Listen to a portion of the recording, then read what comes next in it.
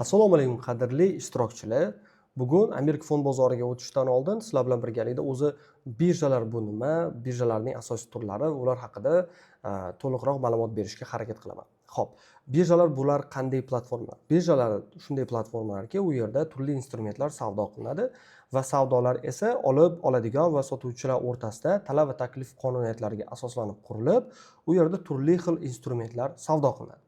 Hozirgi paytda dunyo bo'yicha birja turlarining asosiylari bular: xomashyo birjasi, ikkinchisi xalqaro valyuta birjasi Forex, uchinchisi kriptovalyutalar bozori va so'nggi va eng yiriklaridan biri esa sizlar bilan ushbu kurslarimizda tanishadigan qimmatbaho qog'ozlar birjasi, ya'ni stock market deyiladi, fond birja deb nomlanadi. Fond birjasi haqida ma'lumotlarga to'xtalib o'tishga harakat qilaman.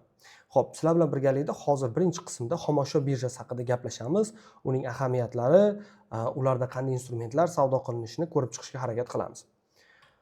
Xomashyo birjasi hozirgi paytda dunyo bo'yicha xomashyo birjasi 5.5 trillion dollarga teng qiymatga ega. Asosiy savdo qilinadigan instrumentlar xomashyo birjasida bular birlamchi mahsulotlar hisoblanadi. Ya'ni tasavvur qiling, non ishlab chiqarish uchun novvoy ishlatiladigan asosiy mahsulotlari mavjud, ya'ni un va suvlar. Shu bilan birgalikda qaysidir kezi kelganda yog' bilan ishlatishadi. Xuddi shunday mahsulotlar savdo qilinadi, ya'ni bir tovarni ishlab chiqarish uchun ketiladigan siryosi deyiladi rus tilida.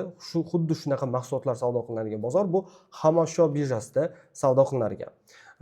Xomashyo birjasida undan tortib oltingacha ham savdo qilinadi. Xomashyo tovarlari birjasida ikkita turdagi savdolar amalga oshiriladi. Bular qattiq mahsulotlar va yengil mahsulotlar. Keling, ular haqida to'xtalishga harakat qilamiz.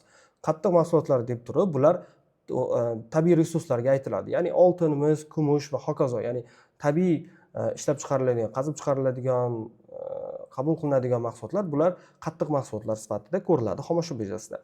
Ikkinchi turdagi mahsulotlar esa bular yengil mahsulotlar hisoblanib turib, ko'proq qishloq xo'jaligida ishlab chiqariladigan mahsulotlar ushbu yengil mahsulotlar tipiga kiradi. Bularga shakar, kofe, go'sht va un va hokazolarni keltirishimiz mumkin. Xomashyo birjasida ham bilasizlar, oldi-sotdilar o'sha kotirovkalar orqali amalga oshiriladi. Talab va taklif qonuniyatlariga asoslanib turib, narxlar mavsum kelgan paytida ko'tarilib, mavsum ketgan paytlarida esa narxlar tushishini kuzatishimiz mumkin. Xomashyo birjasi sifatida O'zbekistonda mavjud bo'lgan Uznex birjasi aynan xomashyo birjasi bilan UzX degan birjamiz aynan xomashyo birjasi bilan faoliyat yuritishadi. Amerikadagi hozirgi paytdagi eng yirik bo'lgan xomashyo birjasi bu Chicago Commodity Exchange hisoblanadi.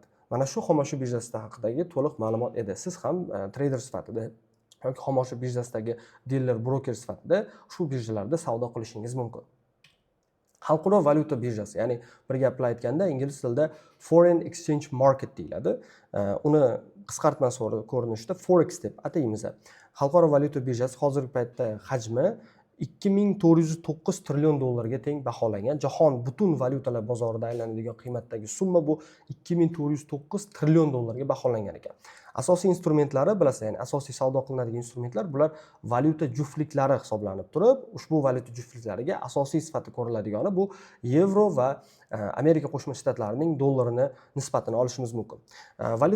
Xalqaro valyuta birjasida asosiy qo'yiladigan narsa qaysidir muddatda yevroning qiymati oshishi va unga nisbatan dollarning qadri tushishi mumkin, yoki teskarisi, dollarning qadri oshishi va yevroning qiymati tushishi mumkin.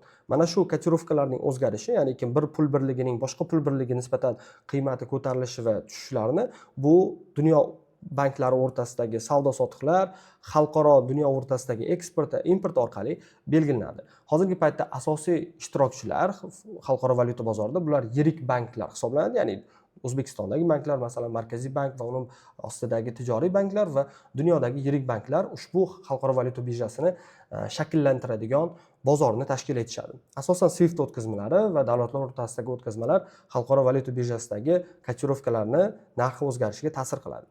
Xo'p, xalqaro valyuta birjasi, ya'ni Forexdagi asosiy ko'rsatkichlar bular 24 ga 7 vaqt oralig'ida ishlaydi. Faqatgina shanba va yakshanba vaqtlaridan tashqari turli xil dunyodagi nuqtalarda, ya'ni markaziy nuqtalarda Tokio, Singapur, Xitoy, Amerika vaqtlari mavjud. O'sha vaqtlarda valyutalar o'zgarib savdo qilinib turadi.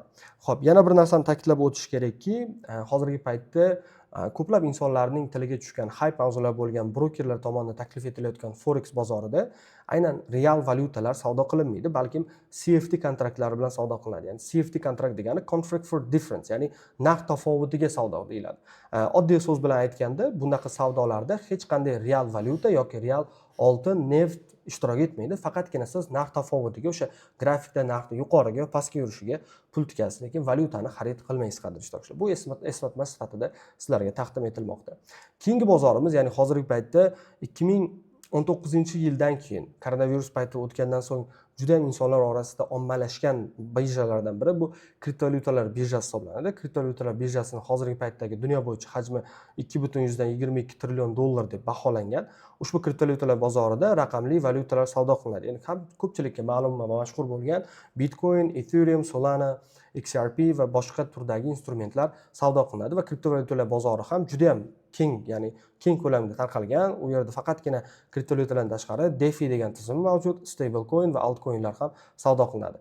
Hozirgi paytda jami kriptovalyutalarning qiymati 14.902 dona deb belgilangan. Aksiyalarga nisbatan solishtirsa, aksiyalar bozorida hozir paytda 16.205 ta aksiya savdo qilinadi Amerika fond bozorida. Xo'p, kriptovalyutalar birjasida savdo qilishdan asosiy maqsad ko'pchilikda spekulyatsion savdolarni amalga oshirish. Ya'ni Bitcoin narxi arzonlashgan paytida olib, uni qanchadir muddat o'tgandan so'ng qimmatlashgan paytida sotishga ixtisoslashgan yoki ko'plab birlamchi listingga chiqqan kriptovalyutalar bilan savdo qilishga qaratiladi. Va kam sonli insonlar tomonidan Bitcoin oldi-sotdi qilinadi, ya'ni P2P ko'rinishda, ya'ni bir pul o'tkazmasidan boshqa pul o'tkazmasiga nazoratsiz amalga oshirishda yo'nalishini qo'ygan. Biz kriptovalyutalar birjasida savdo qilishni hech kimga tavsiya bermaymiz. Fond bozori, mana stock market, ya'ni bugungi asosiy mavzumizdan va ushbu kurslarimiz o'rgatiladigan mavzu bu fond bozori hisoblanadi. Dunyo bo'yicha fond bozorining hozirgi paytdagi qiymati, hajmi 94 trillion dollarga teng baholangan. Va hozirgi paytda asosiy fond bozoridagi birjalar, bular New York savdo birjasi, AQShga qarashli Euronext, ya'ni Yevropa qit'asida joylashgan davlatlar o'rtasida savdo qilinadigan asosiy birja bu Euronext, London savdo birjasi, bilasizlar, Buyuk Britaniyada joylashgan, Gonkong savdo birjasi, Xitoy birjalaridan eng yirigi va Tokio savdo birjasi, Yaponiya birjalari bu dunyo bo'yicha eng yuqorilaridan biri hisoblanadi. Va undan tashqari Hindistonning ham birjalari bor. Hozirgi paytda dunyo birjalari orasida top 5 talikka kirishga harakat qilayotgan Hindistonning ham birjalari mavjud. Xo'p, fond bozorida asosiy savdo qilinadigan instrumentlar nima? Bilasizlar, fond bozorida asosiy savdo qilinadigan instrumentlar ko'pchilikka ma'lumki, bular kompaniya aksiyalari hisoblanadi. Ya'ni dunyodagi yirik kompaniyalar o'zlarining aksiyalarini chiqarishadi va odamlar ushbu aksiyalarning narxi o'zgarishidan, ya'ni kim arzon olib turib qimmat sotishdan daromad ko'rishadi va ba'zi tipdagi insonlar esa qimmatlangan aksiyalarni pastga tushishiga short pozitsiya ochish orqali daromad ham ko'rishadi.